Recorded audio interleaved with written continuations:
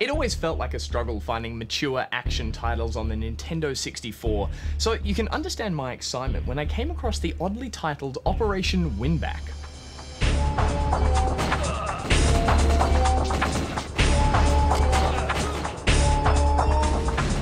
This was a third-person shooter released in 1999 and developed by Japanese studio Omega Force. While eventually beefed up for the PlayStation 2, I had to make do with the inferior Nintendo version. It had clunky gunplay, unvaried level design, and cliched characters all spouting laughable, voiceless dialogue. I guess it was pretty lame. But for 13-year-old me, it was perfect.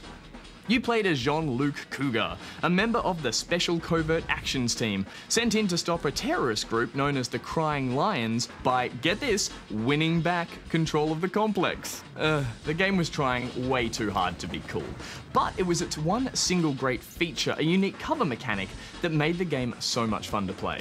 It allowed you to press your back to a wall, line up your aim, and dramatically swing out and blast away bad guys. Certainly nothing new by today's standards, but back in '99 and on a Nintendo console, this was cool.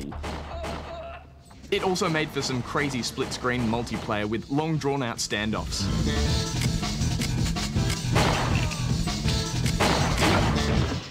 Oddly enough, the rest of the game involved navigating puzzle areas by disabling lasers, along with a criminal amount of backtracking through respawning goons. But then again, any excuse to dive roll into cover and strike that action hero pose was welcome when it looked this awesome.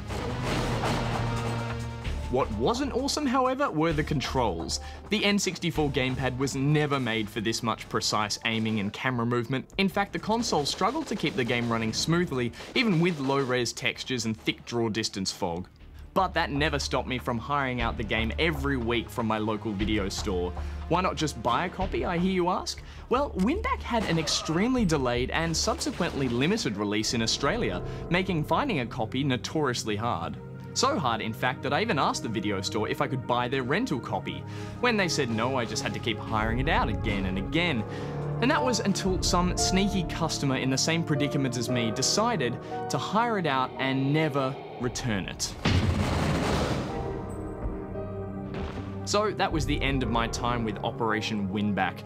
But if you are now watching, whoever hired that copy, I'd just like to let you know you now owe $5,747 worth of late fees. Or you could just give me the game.